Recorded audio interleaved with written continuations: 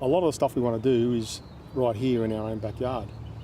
And one of the major partners we need to be engaging is local government, because, for all three levels of government, local government is really there at the coalface with the community.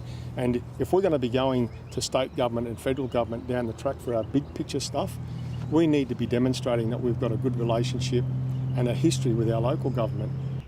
The relationship between Wodonga Council and the community started to repair itself at the same time that I started to work over in Wodonga community. It was a very fractured relationship, but I've only experienced positive engagement with council and support and great outcomes. So my first involvement with the Wodonga Council was when we first launched our community plan at the end of 2015. And that developed, I guess, progressively, and since then has strengthened quite a bit. They've been involved and we've worked collaboratively on a number of different projects over that time. So I've been on the network.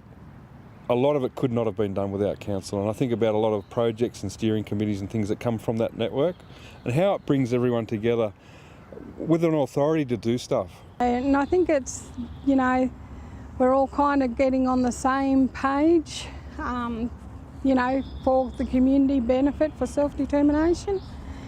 Talking together means that we can understand everybody's perspective, so much so, and I think that the relationship has really transformed in that the Indigenous community and what it represents in Wodonga is actually included and part of our Wodonga community plan. So having an action plan has been really critical for my 400 staff, for them to be able to have a point where they can talk about, understand and make sure all the things that they do are inclusive of our Indigenous community. I mean, in Wodonga, it's the first time I've seen a reconciliation plan or a formalised plan go to that level.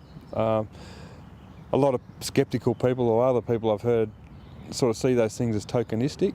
I don't see that in this case. So I can actually see the benefits of that to community. It really is happening. I think the inclusivity of it, so they include us in lots of things. They're actually asking us to come to the table. They're asking us to be members on their committees. So they really want our input. Originality is being connected to the land.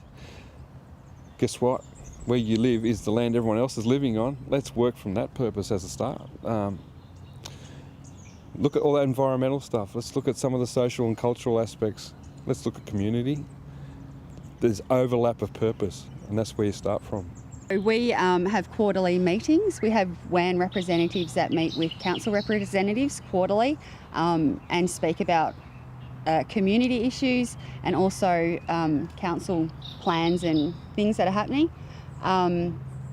We've had support at functions. We've had Burrager, so they're very supportive of our youth programs. A lot of sort of any of our events, I suppose, that we have, we can count on Wodonga Council to be a part and be supportive of. One of the things identified by our youth, I guess, was that they wanted more culture and the possibility of a youth network. So we have now established a Koori Youth Network, and Liam's a member of that. So he went to Blackout in December 2016 and is now still going to the Koori Youth Network that's been established this year. So the Koori Youth Network, it's really good for the Indigenous youth of Wodonga, not just Wodonga. And the Wodonga Council helps out a lot with funding and all that type of stuff, and yeah, it's really good. So I think that my advice would be not to be afraid to approach council. Invite them to your local Aboriginal network meetings. Sit down and have something as informal as a cup of tea or. I think that my main advice would be just don't be afraid, be open and honest about what you want the outcomes to be, and don't rush it either. Open the door.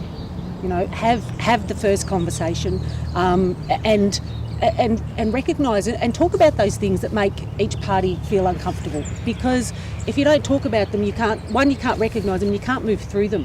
So unless the door's open, those things can't happen. So work on repairing the environment. I start from where the stuff is strongest. I don't go and put a tree in the desert and hope it's going to flourish. I build close to the water, close to where there's already river and frontage and vegetation, and I move away as I expand, I get better. The environment gets stronger, and slowly we get to the desert. So it's very similar to how you do your projects with council. Don't go and build something in the desert on your own. Start from where there's already a strength of commonality and where there's already good stuff happening, and work from that. Very long journey, because I reckon there was no Aboriginal people here when we moved here, and I think there probably would have been about 30, 40 Koori fellas here that I knew of then. Now we've got heaps.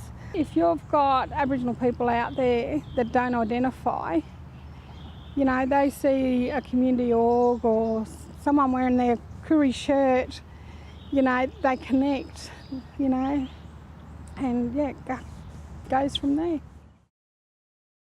Authorised by the Victorian Government, 1 Treasury Place, Melbourne.